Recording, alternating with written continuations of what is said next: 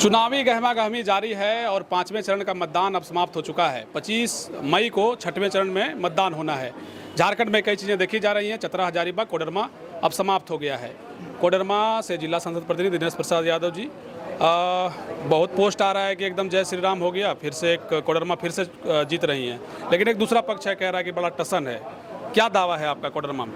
कोई टसल वसल नहीं है, कोई दूर दूर तक दिख नहीं रहा है। बात समझिए, बात ऐसा है कि मोदी जी की गारंटी है, मोदी जी मोदी मैं है देश, इसलिए इस बार किसी का नहीं चलने वाला है। मोदी जी जो अपनी जो गारंटी लिए है उस गारंटी पर लोग, पूरे देश के तमाम लोग, क्या महिला, क्या पुरुष, क्या किसान, क्या बेरोजगार, रोजगार, सब लोग जुड़ गए हैं। एक ही का नाम मोदी जी ने गारंटी ली है तो मोदी जी ने कर दिखाता है। भारतीय जनता पार्टी जो कहता है वो कर दिखाता, ये बात प्रमाणित किए हैं। महिलाओं की बात सशक्तिकरण की हो, चाहे किसान की बात हो, एक एक व्यक्ति तक लाभ पहुँचा है। शौचालय का, आवास का, कि आयुष्मान के माध्यम से, गैस के माध्यम से हर व्यक्ति तक लाभ पहुँचा है। कोविड इतनी बड़ी महामारी हुआ, पूरे देश ही नहीं पूरी दुनिया के लोगों को सुरक्षित करने का काम मोदी जी ने किए। इसलिए मोदी जी की बातों पर लोग पूर्ण विश्वास करते हैं। उसी का आज फलाफल देखने को मिला कोडरमा लोकसभा, जिसमें अगले बार 4,57,000 मत से अन्नपूर्णा देवी जी चुनाव जीते थे। इस बार 5 लाख पार मत से चुनाव जीते हैं। जयप्रकाश जी खेला उला बिगाड़ दिए हैं, वोट उठ काट लिए हैं वर्मा जी का। अब हम कहा बोलेंगे, 4 तारीख को पता चलेगा। और 4 तारीख को पता चलेगा कौन कहाँ गिरा। आने वाले समय क्या हो रहा है आप लोग का? चुनाव जीत रहे हैं, होना क्या है, गांडे भी मोदी जी की महामाया है। जो मोदी जी ने गारंटी ली है तो इसलिए पूर्ण लोग उस पर विश्वास करते हैं। गांडे भी हम चुनाव जीत रहे हैं।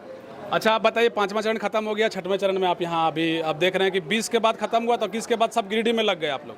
ये 25 तारीख को जब मतदान होने जा रहा है, आजसू के प्रत्याशी श्री चंद्रप्रकाश चौधरी जी केला छाप से भारी बहुमत से जीत रहे हैं। उनका गारंटी मोदी जी ने लिए हैं। आज इनका मोदी जी गारंटी ले लिए हैं, उनका बोलना नहीं। अगले बार 2,67,000 मत से जीते थे ना, 2,67,000 से, इस बार 4 लाख से ऊपर अधिक मत से चुनाव जीतेंगे। क्योंकि जहाँ जहाँ क्षेत्र में जाइए सब लोग को एक ही कहना है कि मोदी जी ने भारत का सम्मान बढ़ाया है विश्व में। आज कोई नाम लेने का बात आता है तो भारत के लोगों को सम्मान मिलता है। तो 2047 का जो लक्ष्य है उसको विकसित भारत बनाने में तमाम भारत के लोगों उतर पड़े हैं, एक एक व्यक्ति उतर पड़े हैं।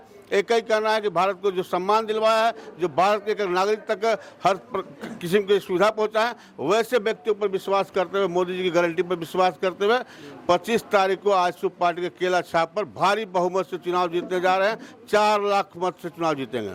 देखिए, ये प्रधान कार्यालय है और इसका ऑफिस का आप थोड़ा नज़ारा देखिए तो माहौल एकदम जो है, कल रोड शो है शायद, थोड़ा सा आगे है ना, जिला अध्यक्ष हैं आजसू के, बहुत दावा हो गया, कोडरमा जीत गए कह रहे हैं।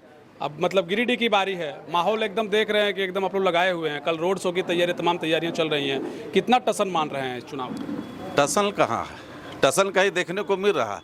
लग तो रहा है कि तरफ एनडीए गठबंधन का झंडा आपको दिख रहा है। विपक्ष कहीं दिख रहा तो आप बता दीजिए, कहाँ कहीं विपक्ष दिख रहा है? नया लड़का दिख रहा है। कौन नया लड़का? जयराम मत, उसके जगह आप जय राम मत बोलिए, उसके जगह श्री भी लगाइए, जय श्री राम बोलिए। ये जय श्री राम का लहर है। जयराम कहाँ, जय और राम के बीच में श्री है। अच्छा, और जय श्री राम का लहर है और पूरे देश में लहर है। एक जो सवाल है, लोग कह रहे थे कि भाई मोदी जी के नाम पर चुनाव लड़ा जा रहा है, कैंडिडेट का अपना एक जो है एक माहौल बनाने का प्रयास है, इसको आप लोग क्या जवाब देंगे? देश का मुखिया कौन है? मोदी जी, एनडीए गठबंधन का, तो मोदी जी के नाम पर चुनाव लड़ेगा लोग। सांसद का भी विपक्ष का कोई मुखिया है क्या? इंडिया गठबंधन का कौन मुखिया बताइए? उसका दूल्हा कौन बनेगा अभी तक उन लोग राय विचार नहीं कर पाया। उन लोग को जेल जाने से फुर्सत है क्या? चुनाव आ रहा फिर भी जेल पर जेल जा रहे हैं। राज्य की 3.5 करोड़ जनता ने जिस आशा और विश्वास के साथ आपको राज्य का मुखिया बनाया, और आप आज कहाँ हैं? और आपके एक और मंत्री अभी जेल चले गए, तो क्या विकास होगा? तो ये सब लगता है कि मुद्दा रहेगा, आलमगीर आलम वाला मुद्दा आप लोग एकदम मुद्दा है यहाँ पे, तो खास करके झारखंड में तो रहेगा, चूंकि गठबंधन की सरकार उन लोग का चल रहा है, ठगबंधन की सरकार चल रहा है। और अभी हम लोग जब भी कहीं पे भी गांव देहात कहीं पे भी जा रहे, शहर किसी के घर जा रहे हैं, तो मोदी जी के नाम पे सब कोई खुश है। मोदी जी से सब खुश हैं जी? जरूर खुश है। अच्छा, आप लोग हैं तो कहेंगे कि भैया जीत रहे हैं, लेकिन विपक्ष कह रहा है कि 400 वाला आंकड़ा नहीं। आपको मैं बता रहा हूँ, आपके माध्यम से बता रहा हूँ, जहाँ भी आपसे जो अभी टीवी में दिखाया जा रहा है, मुस्लिम महिला भी मोदी को वोट दे रहा है, इसलिए कि डायरेक्ट उन लोग के खाते में जा रहा पैसा। ठीक बात। इसलिए हम लोग नहीं, आप बाजार में निकलिए, पूरा पब्लिक बोलेगा। इस बार कितना पार? 400 से कह रहा है विपक्षी, कदम कम में आएगा, 150 ला रहे हैं। हम लोग 401 पर अब जाएंगे। 401 तो 400 पार होगा तो कह रहे संविधान बदल देगा जी। संविधान तो विपक्ष के लोग बदलने के लिए बैठे हैं। कर्नाटक में बदल रहे हैं, पूरा देश में बदलने का बात कर रहे हैं। पूरा देश में नारा है मोदी जी का अब की बार 400 पार, और गिरिडीह में हम लोग का नारा है अब की बार 4 लाख पार। तो गिरिडीह को अस्पताल मिला नहीं, हाँ जी, अभी और अभी 150 बेड वाला देखे हैं, उसमें हो जाएगा। अभी तो ये पहला स्टेप था। 100 बेड का अस्पताल का मिला, विकास का बोली इंटरसिटी एक्सप्रेस चला। अभी आपका सरिया फ्लाईओवर बना, 625 करोड़ का रोड का काम चल रहा है, हजारों करोड़ का काम चल रहा है। चूंकि ये मोदी जी की गारंटी है, उन्होंने कहा है कि 400 पार, तो भारत के लोग कह रहे हैं कि 500 पार।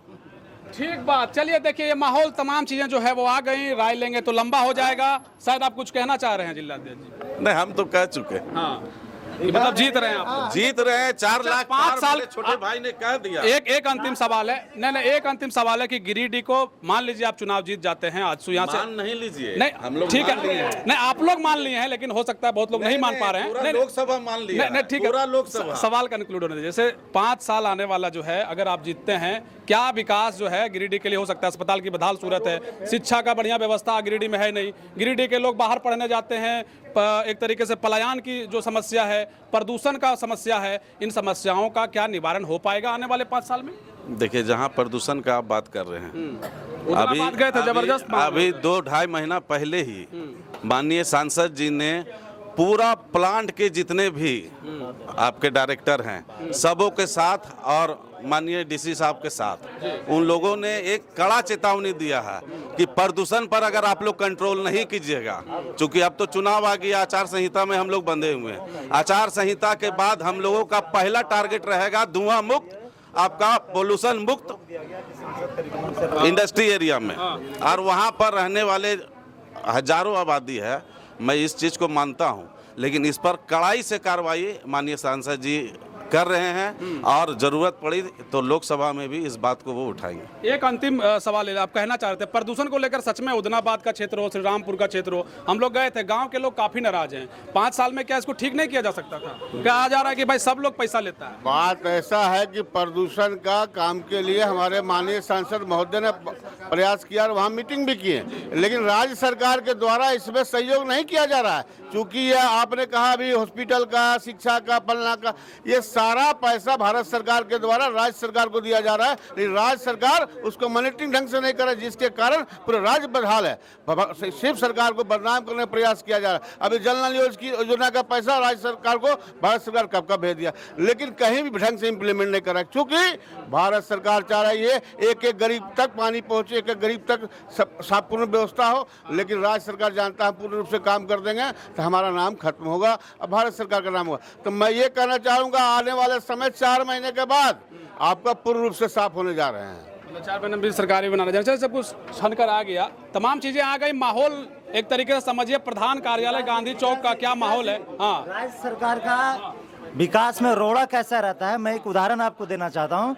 झारखंड में 12 सीट एनडीए गठबंधन का है।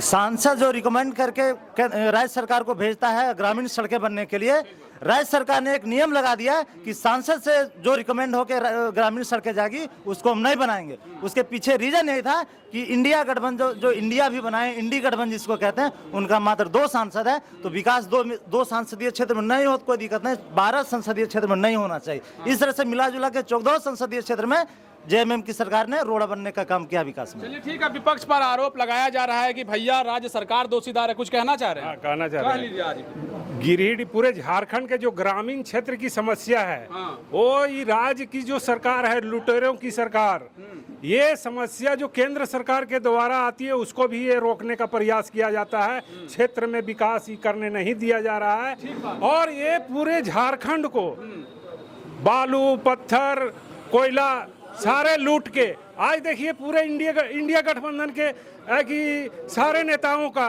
जांच हो रहा है और जेल घुस रहा है। ठीक बात इससे है, क्या जाहिर होता है? नहीं ठीक बात है। चलिए भ्रष्टाचार को लेकर तमाम चीजें आ गई, माहौल प्रधान कार्यालय का क्या है वो निकल कर आ गया। अब की बार 400 पार, अब की बार 400 पार। 4 जून को तय हो जाएगा कौन जीत रहा है, कौन हार रहा है, कौन प्रधानमंत्री बनेंगे। तमाम तस्वीरों के साथ हम आपको जोड़े रखेंगे। देखते रहिए समाधान। कब तक बहुत शुक्रिया, बहुत धन्यवाद। जय हिंद, जोहार झारखंड।